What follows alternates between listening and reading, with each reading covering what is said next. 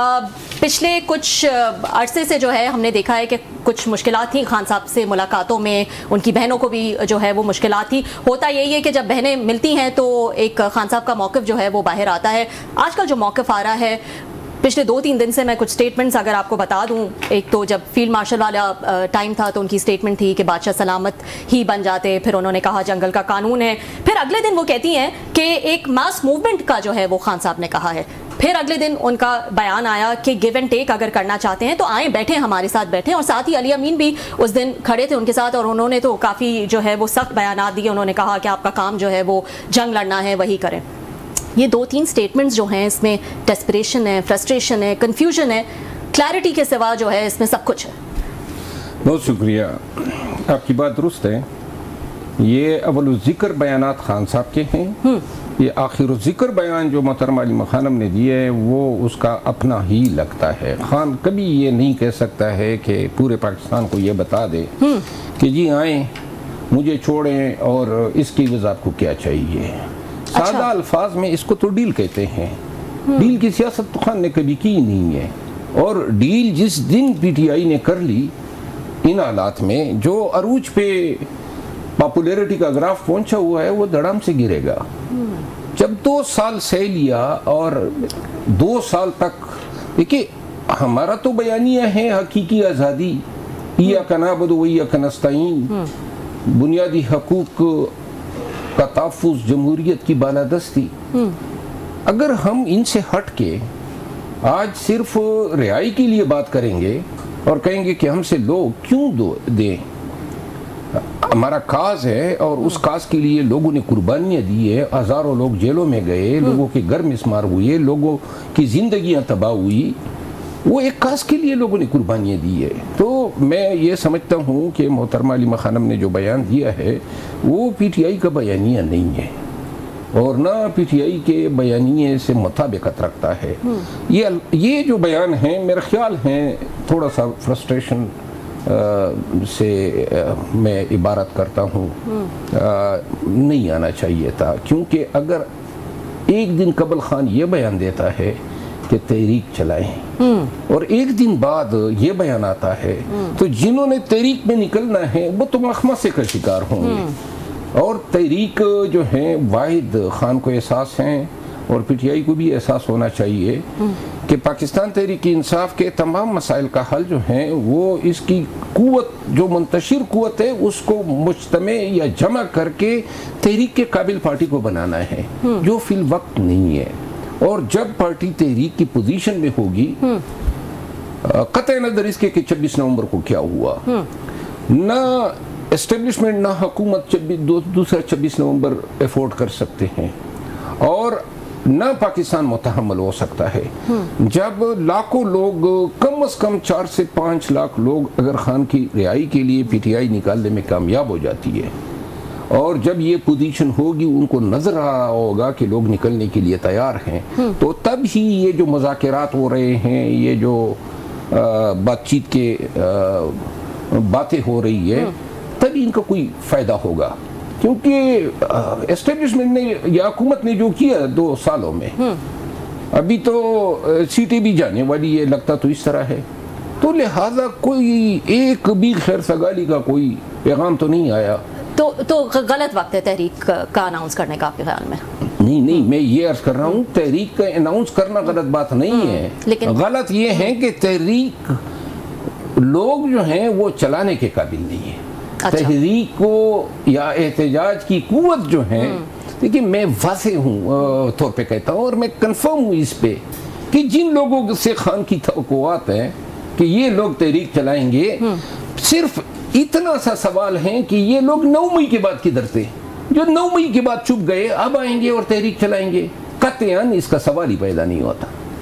ठीक जी, जी बहुत शुक्रिया आपका कि आप यहाँ तशरीफ़ लाए सर। अभी आपने अलीमा खान साहबा की बात की कि उन्होंने कुछ और बात की है, खान साहब जैसे रबिया ने बताया कि उन्होंने कुछ और बातें की, सख्त बातें की हैं। आप समझते हैं कि इमरान खान साहब और अलीमा खान साहब अभी वही पुराना जो पैटर्न है पाकिस्तानी पॉलिटिक्स में, गुड का बैड का वाला, तो वही खेला जा रहा है कि खान साहब सख्त रहेंगे, अलीमा खान साहब इस तरह के ये फ्लोट करती रहेंगी आइडियाज़ एन आर ओ को या डील के अंडरस्टैंडिंग के, जैसे माजी में हमने देखा कि आसिफ अली जरदारी साहब वो डील के हक़ में होते थे और बेनज़ीर भुट्टो साहब अपने आप को थोड़ा असूल पसंद रखती थी, नवाज शरीफ साहब बड़े सख्त होते थे कि नहीं जनाब फ़ौज से कोई बातचीत नहीं हो सकती, शहबाज शरीफ साहब खुफिया मुलाकातें कर रहे होते थे। अब समझते हैं कि अल्टीमेटली वही पैटर्न फॉलो हो रहा है कि खान साहब और अलीमा खान साहब गुड का बैड का की तरफ चले जाएंगे। मेरा ख्याल है इस मामले पे तो जो अलीमा खानम साहबा को मैं जानता हूँ वो भी यही सोच रखती हैं जो खान साहब की है। अच्छा, पार्टी में और लोग हैं जो इसके बरअक्स सोच रखते हैं। मिसाल के तौर पे बैरिस्टर गौहर साहब हैं, या अली अमीन खान है, या आपकी पार्लिमानी की आदत है। मतलब ये है सुप्रीम कोर्ट के इस फैसले के बाद कि 4 माह में आप 9 मई के केसेस का फैसला करें, 60 लगभग एमएनएज और बहुत सारे एमपीएज इनमें मुल्जिमान हैं। अच्छा, जो निज़ाम अदल हमारे सामने हैं उसमें तो नज़र आ रहा है कि जी ये सज़ायाब होंगे और सज़ायाब होंगे तो सीटें भी गंवाएंगे। तो वो भी बार बार पूछ रहे हैं मेंबरान असम्बली कि क्या हो रहा है। पाकिस्तान तहरीक इंसाफ में हर पार्टी में, जब वो मियाँ नवाज शरीफ साहब का दौर था, आपको याद होगा जब वो एंटी एस्टेब्लिशमेंट थे तो मियाँ शहबाज शरीफ साहब खामोश बैठे हुए थे और बड़ी मतलब है उनकी पार्टी में, लेकिन हमारी तरह नहीं थे कि वो घर का गन जो है आके आवाम को बता देते थे, जिस तरह हमारे यहाँ रोज़ाना कोई ना कोई नौटंकी हो जाती है। पाकिस्तान तहरीक इंसाफ में जो लोग मसालियत की तरफ राय रखते हैं उनकी कोशिशों पे बार बार पानी फेरा जाता है। कभी भी गुज़िश्ता 1.25 साल 1.5 साल में इन लोगों की खिदमात का एतराफ़ किया गया, ना ही पाकिस्तान तहरीक इंसाफ के इन लोगों को मुकम्मल इख्तियार दिया गया।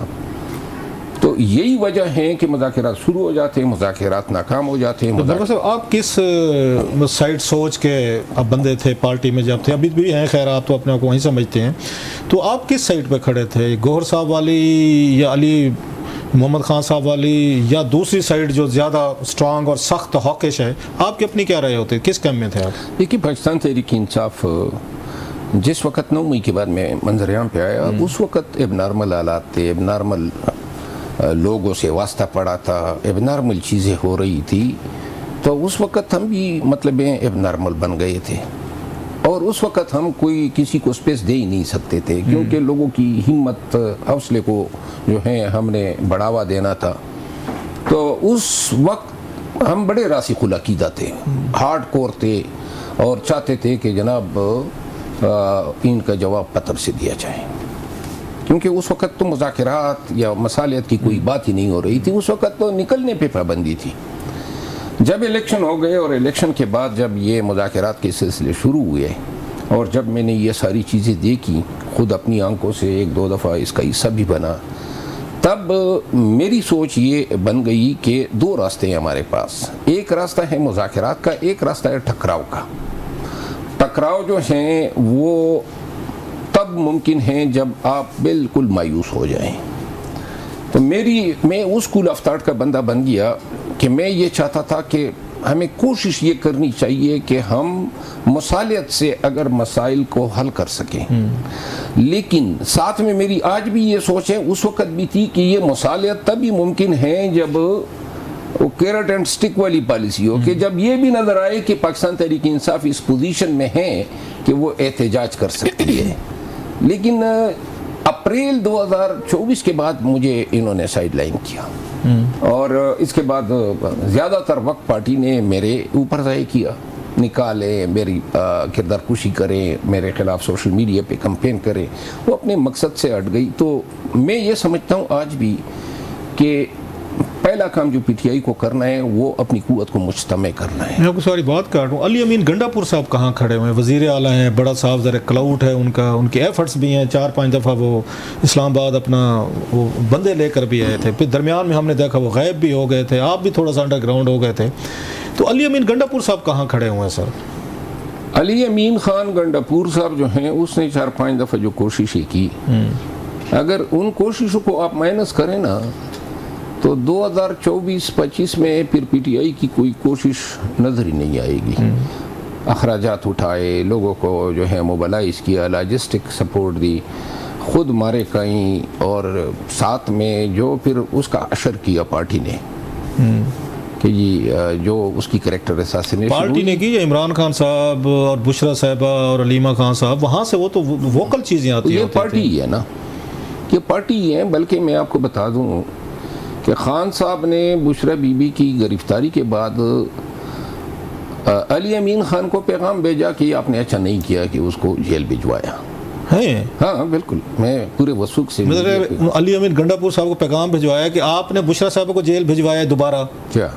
और जिसके बाद वो जब गए अली अमीन खान, मैं चूँकि उसी रात मेरी उनसे मुलाकात हुई और ये किस्सा, और वो बिल्कुल आग बगोला थे और वो जो बातें कर रहे थे कि जी मैंने इस नशिश पे नहीं रहना है, अगर मेरा ये एतमाद का लेवल है। और फिर वो खान साहब के पास जब गए ना तो फिर खान साहब को जो है उन्होंने मेरे ख्याल में बहुत सुनाई थी खरी खरी कि जी मैं अली अमीन ने, हाँ, और खान साहब जो थे वो शायद गला से फिर उनको देते रहे कि बहरहाल उस वक़्त किसी ने जहन में बात डाल दी थी, लेकिन ये एक हकीकत है।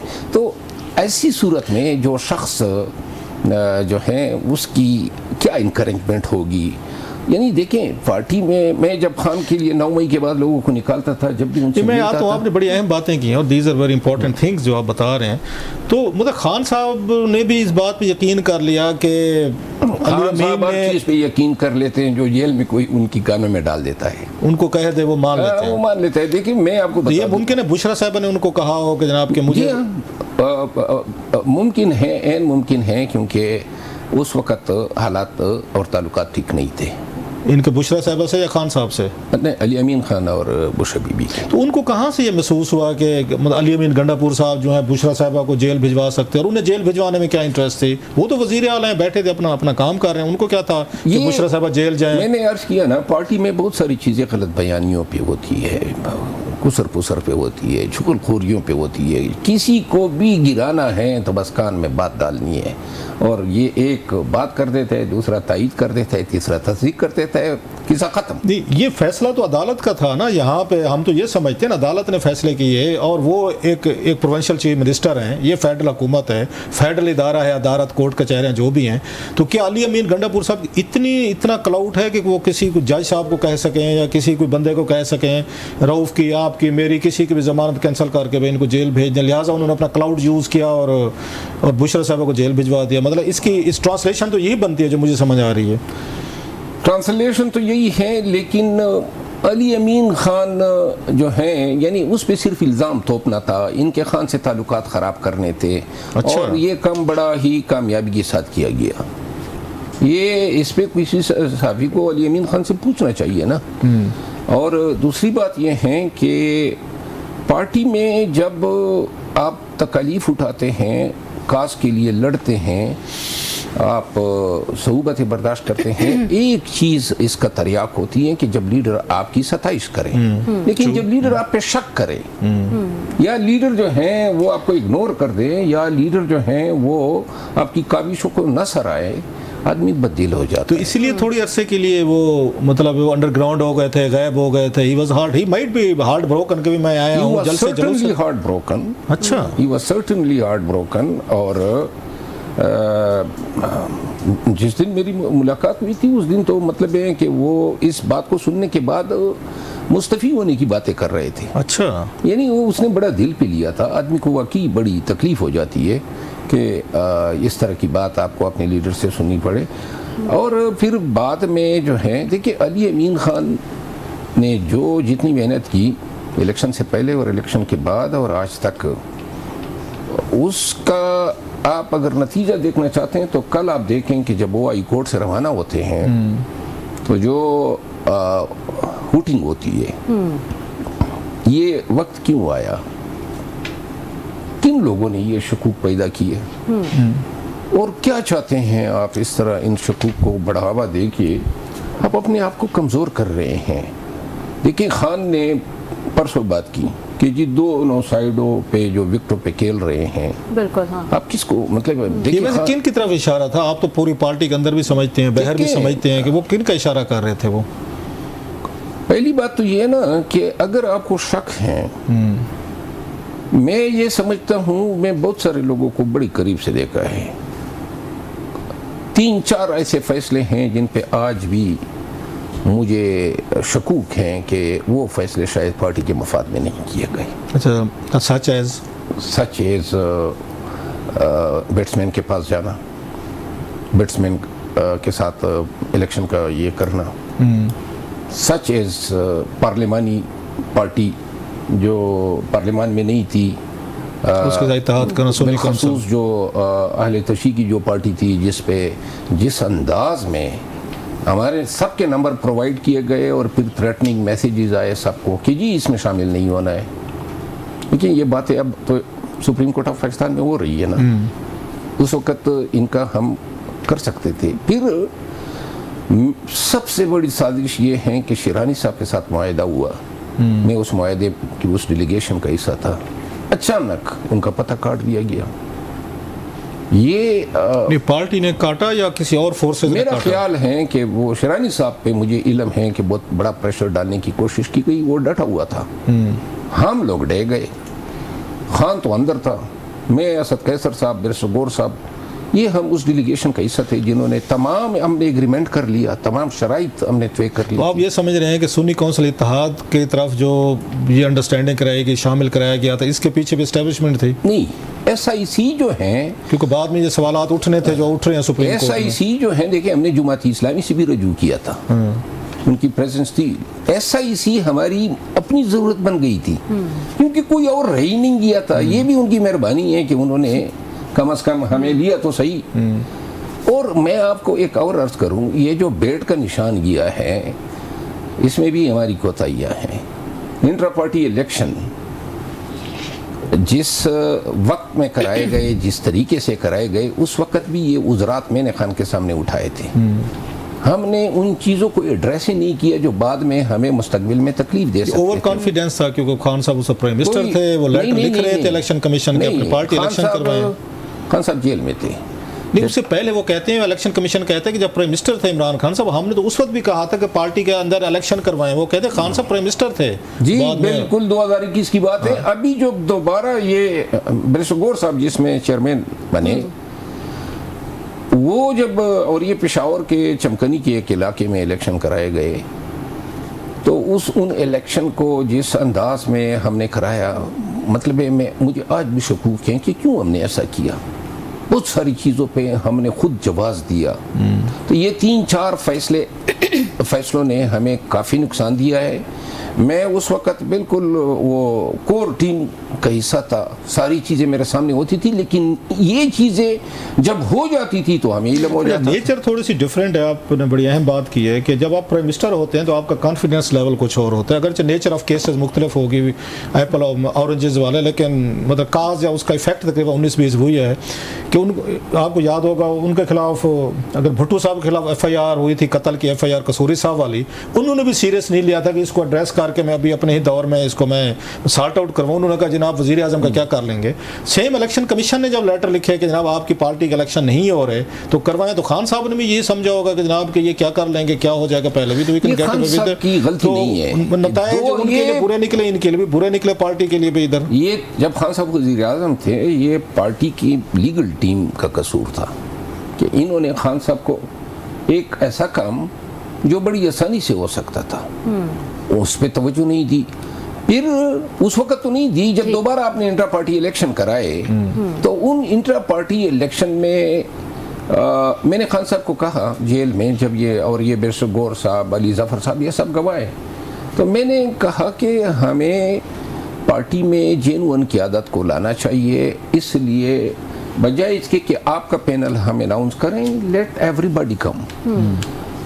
तो जब ये मैंने मशवरा दिया तो बाद में उस वक्त किसी ने फिर खान के कान में डाला था कि देखो जी ये शायद खुद कब्जा करना चाहता है आप पे। अच्छा। सिर्फ इस बात से मशवरा देने पे, यानी कि मैंने ये तजवीज़ किया ना कि मेरठ पे कर लें, कानून के मुताबिक हो जाएगा। अब लाखों नहीं करोड़ों लोगों की पार्टी है Pakistan Tehreek Insaf, intra party election हुए है तो मज़ा का खेस चीज़ें की, गलतियां नहीं है, ये ब्लंडर्स हैं। मिसाल के तौर पे 800 850 लोगों ने वोट डाला और चमकनी में, और वहाँ वोट डाल के फिर इन्होंने कहा जी कि बैरिस्टर गौर साहब जो हैं वो उमर अयूब खान इनका पैनल जीत गया। अब वोट तब डाला जाता है जब कोई मुकाबला हो। तो चमकनी में क्यों कराया? वैसे नाम बड़ा प्यारा इलाके का, मुझे पसंद है चमकनी। इट्स मैंने पहली दफ़ा सुना है, it sounds very nice two years. वहाँ क्यों कराया गया सर? पहले मैं ये बात ख़त्म कर रहा हूँ। चमकनी में 800 लोगों ने जो वोट डाला, वोट तब डाला जाता है ना जब मुकाबला हो। जब आप बिला मुकाबला हैं तो फिर वोट डालने की क्या जरूरत थी? उसके अगेंस्ट कोई कैंडिडेट नहीं था, लेकिन फिर भी किसी ने मशवरा दिया कि सच्चाई का रंग भरने के लिए थोड़े वोट डाल दे। अच्छा। अब ये देखिए, इट इज रिडिकुलस कि a person who has been declared unopposed or a panel, you are going to cast votes। अच्छा, और मतलब ये मुखालिफ कोई होना था कि मुखालिफ कोई नहीं था। चमकनी में इसलिए फैसला हुआ कि उस वक्त ज़मीन हम पे तंग थी। वो ज़मीन और मैदान की बात है, आपको याद होगी। तो कोई दूसरे सूबे में एफोर्ड हम नहीं कर सकते थे, क्योंकि बल्कि जब चमकनी में ये हो रहा था तो ये लोगों ने जो हैं कुछ गुंडों को हायर किया और वहाँ हमारा ये ख़राब करने के लिए कुछ लोग आए ताकि हम न कर सके, होल्ड कर सके। नामालूम लोग थे, खलाई मतलब उनकी माँ पे ही आए थे। अच्छा। हाँ, तो उन्होंने जनाब हड़बोंग मचाने की कोशिश की, लेकिन साहब है हमारे एक वो मेज़बान था, MPA भी बना बाद में उसने फार्म 45 पे। तो वो मकामी लोग जो हैं वो इतनी भारी तादाद में आ गए कि उनको भागना ही पड़ा।